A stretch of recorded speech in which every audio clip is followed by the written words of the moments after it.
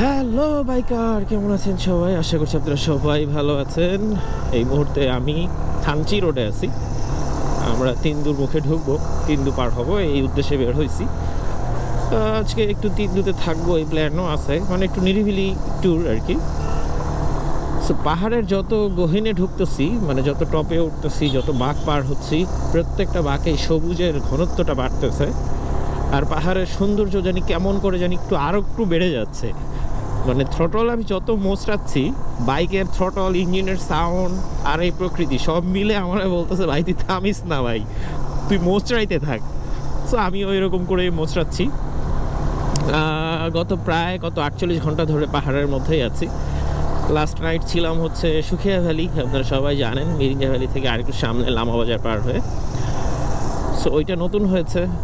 Mirinja valley তো এখন পুরো নষ্ট হয়ে গেছে, মানুষজন এত পরিমাণে গিয়েছে ওখানে, এবং ওদের সার্ভিস এত খারাপ হয়ে গেছে যে ওইখানে আসলে এখন আর রিল্যাক্স করে ট্যুর করা যায় না। ওটা পুরো একদম সাজেকের মতন পুরো কমার্শিয়াল হয়ে গেছে।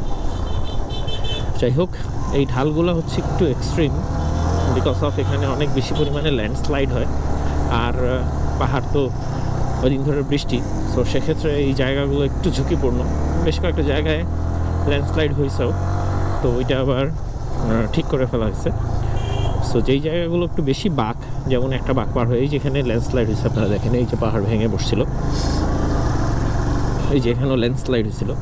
তো এরকম অনেকগুলো জায়গায় ল্যান্ডস্লাইড হয়েছে থানচির এই রোডে, কিন্তু রাস্তা ঠিক করে ফেলা হয়েছে। সো আপনারা যারা আসবেন আপনারা নিশ্চিন্তে আসতে পারেন। তবে এখানে মানে নতুন একটা প্রবলেম ক্রিয়েট হয়েছে, সেটা হচ্ছে যে এখানে গাইড নিয়ে ঢুকতে হয়। সো আগে যেরকম ছিল না, এর আগে লাস্টবার যখন আসছিলাম তখনও বৃষ্টির সময়ই ছিল, এই জন্য তিন্দুতে উঠতে পারি নাই। তখন তিন্দুর রাস্তাটা আরও বেশি এক্সট্রিম ছিল, তো এই চিন্তা করে এবারও তিন্দু মেরে দিচ্ছি। যাই হোক, তখন গাইডের বিষয়টা ছিল না, এখন হচ্ছে গাইড নিয়ে আপনাকে এখানে আসতে হবে।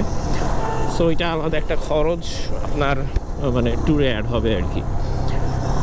সো এর বাইরে পাহাড়ের যে সৌন্দর্য, এই সৌন্দর্য আপনার ওই খরচের যে কষ্ট, সেটা কিন্তু ম্লান করে ফেলবে।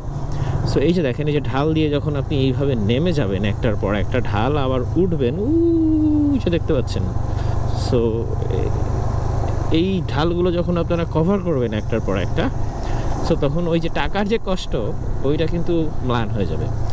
যাই হোক, এখানে অনেক বেশি পরিমাণে সাইনবোর্ড, ব্যানার ট্যানার লাগানো হয়েছে, কারণ পাহাড়ে কিছু কৃত্রিম বনায়ন করা হয়েছে স্পেশালি এই রাস্তাগুলোকে রক্ষা করার জন্য, নচেত ওই যে ল্যান্ডস্লাইড হয় হয়ে ঢালে নেমে যায়। সো এই ধরনের ব্যানারগুলো এখানে লাগানো হয়েছে, সচেতনতামূলক ব্যানার। সো ভালো লাগতেছে, পাহাড়ের অনেক উন্নতি হয়েছে, রাস্তাগুলো অনেক সংস্কার করা হয়েছে। মোটামুটি 2 বছর পর আসলাম আবার এই থানচি রোডে। সো এটা ভালো, এটা কন্টিনিউয়াসলি যদি এই জায়গাগুলোর মানে উন্নতি হতে থাকে, তাহলে কিন্তু এটা একটা ভালো পর্যটন খাত হয়ে উঠবে আর কি। আর পাহাড় যে এত সুন্দর, পাহাড়ে যে আসলে আপনি এনার্জি পান, এইটা মানে যতদিন পর্যন্ত আপনি ফিল করতে পারবেন, ততদিন হচ্ছে মানে আপনি অন্যরকম একটা এনার্জি লেভেলে থাকবেন। যাই হোক, আমি একটু পাহাড় উপভোগ করি, আপনাদের সাথে আর বকবক করতে চাইছি না। আমি একটু মারদাঙ্গা লেভেলের কিছু সবুজ আর বাঘ দেখবো। সো বিদায় নিচ্ছি আপনাদের কাছ থেকে, নতুন কোনো জায়গা থেকে আবার হয়তো কানেক্টেড হব। সে পর্যন্ত আপনারা ভালো থাকবেন, সুস্থ থাকবেন। আল্লাহ হাফেজ।